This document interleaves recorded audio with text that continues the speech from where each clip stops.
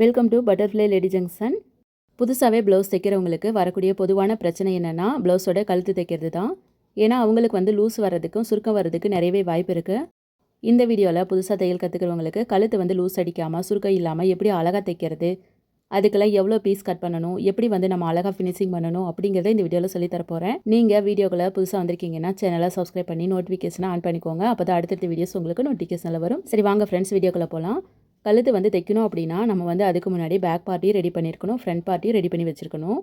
இப்போ நம்ம எவ்வளோ பீஸ் கட் பண்ணணும் அப்படிங்கிறத பார்த்துடலாம். ஆல்ரெடி நம்ம பேக் பார்ட்டை தைச்சிக்கிட்டோம். அதுக்கப்புறம் பார்த்திங்கன்னா லைனிங் கிளாத்தில் எனக்கு இந்த மாதிரி குட்டி குட்டியாக பீஸ் இருக்குது. இதில் எல்லாத்துலேயுமே கரெக்டாக 1.25 இன்ச் இருக்கிற மாதிரி நீங்கள் பீஸ் கட் பண்ணி எடுத்துக்கோங்க. நம்ம கிராஸில் தான் கட் பண்ணணும். எவ்வளோ நம்மளுக்கு கிளாத் வேணுமோ அந்தளவுக்கு நீங்கள் லைனாக பீஸ் கட் பண்ணி எடுத்துக்கோங்க. நீங்கள் புதுசாக தையல் கற்றுக்கிறனால உங்களுக்கு இந்த மாதிரி கட் பண்ணுறதுக்கு நேராக வராது. நீங்கள் என்ன பண்ணுறீங்க அப்படின்னா 1.25 இன்ச் மார்க் பண்ணி ஸ்கேலில் கோடு போட்டு வச்சுக்கோங்க. அதுக்கப்புறம் நீங்கள் ஒன்றா கட் பண்ணி எடுத்துக்கோங்க, உங்களுக்கு சரியாக வந்துடும். இந்த மாதிரி நம்மளோட நெக்குக்கு நம்மளுக்கு எவ்வளோ துணி தேவைப்படும் அப்படின்னா 1 மீட்டர்லேருந்து கொஞ்சம் அதிகமாக தேவைப்படும். அந்த மாதிரி நீங்கள் நீளமாக இருக்க மாதிரி கட் பண்ணிக்கோங்க. நம்ம எடுத்துருக்கக்கூடிய கிளாத் எல்லாத்தையுமே 2 நீங்கள் சேர்த்து வச்சு ஜாயின் பண்ணி ஒரே லென்த்து கிளாத்தாக எடுத்துக்கோங்க. நான் சொல்கிற மெத்தடை அப்படியே ஃபாலோ பண்ணி நீங்கள் தைச்சிக்கோங்க. பிகினர்ஸ்க்கும் ஈஸியான மெத்தட் தான் இது. இப்போ நம்ம எல்லா கிளாத்தையும் நேராக ஜாயின் பண்ணிக்கிட்டோம். இப்போ நம்மளுக்கு லென்த்தாக ஒரு கிளாத்து கிடச்சிருக்கு. அதுவுமே கிராஸ் பீஸில் இருக்குது. இந்த இடத்துல நீங்கள் என்ன பண்ணுறீங்கன்னா, இந்த கிளாத்தோட உள் சைடு பாருங்கள், அதில் கொஞ்சமாக ஓரத்தில் மடிச்சிடுச்சுக்கோங்க. உங்களால் எவ்வளோ குட்டியாக மடிக்க முடியுமோ அந்தளவுக்கு நீங்கள் எல்லாத்துலேயும் தையல் போட்டுக்கோங்க. அதாவது நீளமாக தைச்சி எடுத்துக்கோங்க. இதில் உங்களுக்கு ஏற்ற இறக்க ஏதாவது இருக்கா அப்படிங்கிறத சரி பண்ணிக்கோங்க. எல்லாமே ஒரே அளவுக்கு கிளாத் இருக்கணும். அப்போ தான் கழுத்து பீஸ் ஒரே மாதிரி நம்மளுக்கு அளவு கிடைக்கும். கரெக்டாக நம்மளுக்கு உள்ளே வெளியே பார்த்துக்கோங்க. இந்த மாதிரி நீங்கள் கிளாத்தை ரெடி பண்ணி வச்சுக்கிட்டு அதுக்கப்புறம் நம்ம ஷோல்டர் ஜாயின் பண்ணி கழுத்து பீஸ் தைச்சிக்கலாம்.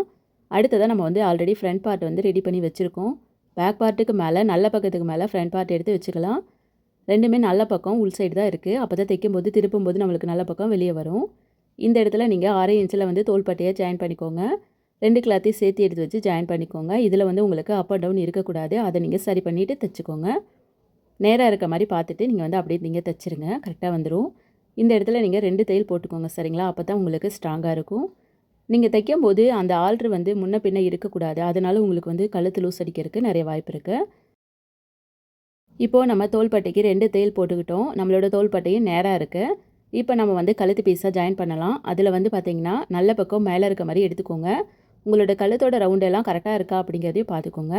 நம்ம ஆல்ரெடி ரெடி பண்ணி வச்சுருக்கோம் பாருங்கள். அந்த கிளாத்தோட நல்ல பக்கம் உள்ளே இருக்கணும். அதே மாதிரி நம்ம மடித்து தைச்சிருக்கிற பக்கம் இந்த சைடு இருக்குது. அந்த தைக்காத பக்கம் எடுத்துக்கோங்க. அந்த தைக்காத பக்கத்தை கழுத்தோட அந்த மேல் பகுதியில் கரெக்டாக கொஞ்சம் துணியை விட்டுட்டு வச்சுக்கோங்க. இந்த இடத்துல நீங்கள் கரெக்டாக அந்த 1/4 இன்ச்சுக்கும் கம்மியாக நீங்கள் அப்படியே லைனாக தையல் போட்டுட்டு வரணும்.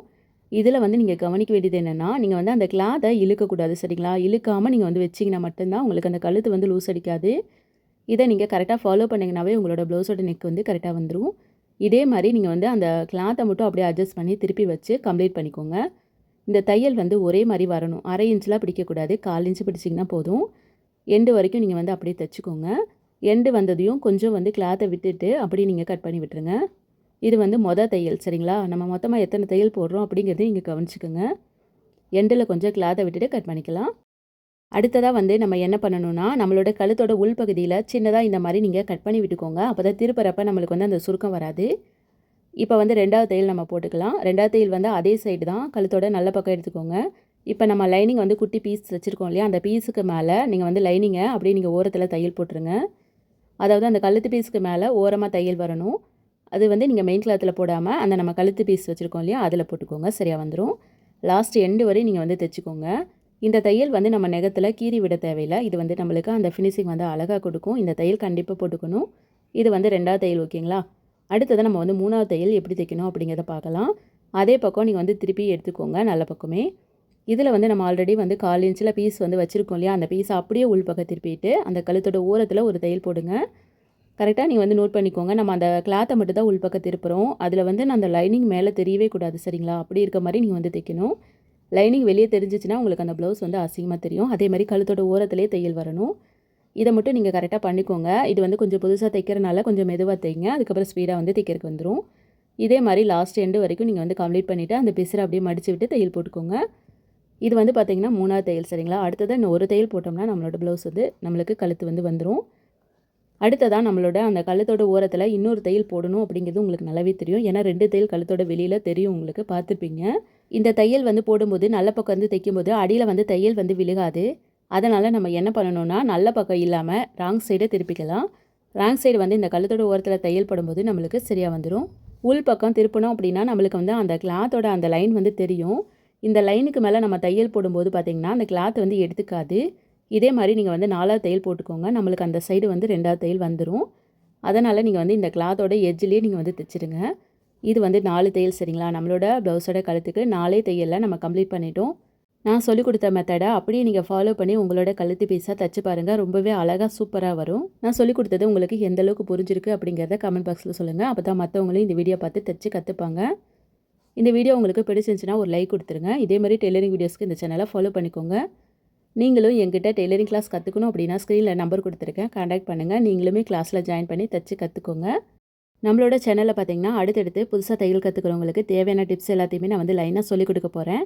நீங்கள் என்னோடய சேனலை தொடர்ந்து ஃபாலோ பண்ணிக்கோங்க. மிஸ் பண்ணாமல் வீடியோ பார்த்து தச்சு கற்றுக்கோங்க. நெக்ஸ்ட் வீடியோவில் பார்க்கலாம் ஃப்ரெண்ட்ஸ்.